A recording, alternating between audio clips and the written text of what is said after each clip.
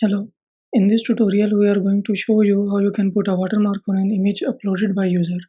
You might have seen websites that allow you to upload images, but when you try to download them, they put their watermark on your image and ask you to pay to remove it. So let's learn how to do this.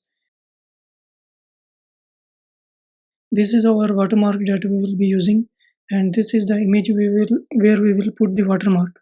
We will put the watermark in bottom right position with a little margin. When the watermark is applied on the image, it will be saved on root of the project, but you can change the location as per your need. Let me refresh the page and select the image to upload and click upload.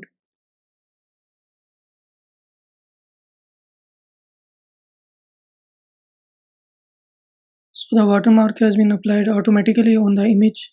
Now let's learn how to do this. First, I am going to create a form where we will show the input type file to select the image. Its method will be post and the action will be name of file that will run the PHP code to put watermark. And encoding type must be multi-part form data. This is necessary for uploading files. Then we are going to show a label that says select file and an input type file with the name image. This name value will be used on PHP side, and this input field will accept only image type, for example PNG or JPEG. No PDF or docx file type of files will be selected in this field. And a submit button. Give it a name attribute so we can know when this form is submitted. So the form is displayed. Now we need to write the PHP code to handle this form. First, check if the submit button is clicked, means the form is submitted. Then save the user uploaded image in file named image.png, because in order to put watermark on it, the file must be stored in our server. Then we need to get this image as an object. So call image create from JPEG function, since the original image was a JPEG image, and the path of saved image file. Similarly, we will create an object of our watermark image, which is a PNG image. Then we will define the margin from right and from bottom.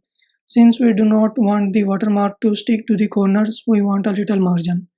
Then we are going to get the watermark image width and height in a separate variables.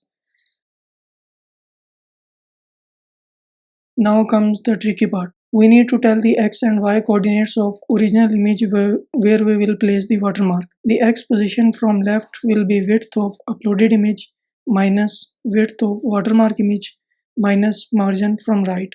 I will explain this in a moment. Similarly, the y position from top will be height of uploaded image minus height of watermark image minus margin from bottom. Now we need to copy the watermark image in user uploaded image. The syntax of this function is first parameter is the destination image, second is source image, then destination image x and y, then source image x and y, and finally source image width and height. Let me explain this. Our destination image is the image uploaded by user, source image is the watermark image, destination x and y are just we calculated. I will explain this as well, and source x and y will be 0 because we do not want any margin in our watermark image. And finally the width and height of our source image, which is watermark image. Now let me explain the calculation we did above. First is destination x variable on line 26. The width of image object is 2560 pixel minus the width of watermark, which is 640 pixel, minus the margin from right, which is 10. That equals 1910. So our watermark will be placed at 1910 on x-axis from left.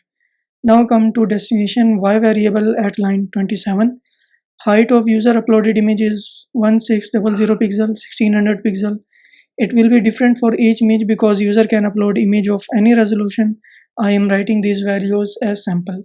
So the 1600 pixel is the height of user uploaded image minus the height of watermark image, which is 345 pixel, minus margin from bottom, that is 10. That equals 1245. So our watermark image will be placed at 1245 on y-axis from top. Now when the watermark is placed at 1910 from left and it has a width of 640 pixel, then that equals 2550, which is 10 pixel less than the width of user image, which is 2560 pixel. So there is a difference of 10 pixel, which means there will be a margin of 10 pixel from right. Similarly, when the watermark is placed at 1245 from top, and it has a height of 345 pixel, then that equals 1590, which is again 10 pixel less than the height of user image, which is 1600 pixel. So it will have a margin of 10 pixel from bottom. Now the watermark image object has been copied to the user uploaded image object. Now we need to generate that image. We can do that by calling a function image.png.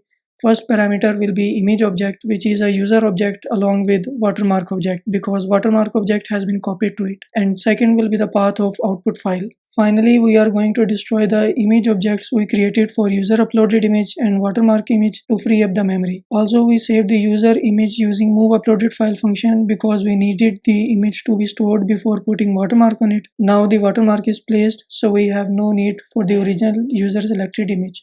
So we are going to delete it using unlink function. So let's check this, refresh the page, select the image and upload. And you will see that the original image was saved as image.png and the output.png is currently rendering. When the output.png is completely rendered, then the original image.png was automatically deleted because we have used the unlink function. So here is your final output image with your watermark on bottom right. This was the original image and this was our watermark image, and here is our final image. There is no compression applied to it, so the final image will be in same quality of original image. So now your users can upload as many images as they want and your watermark will be applied to them automatically. So that's it. If you face any problem in following this, please do not hesitate to contact me.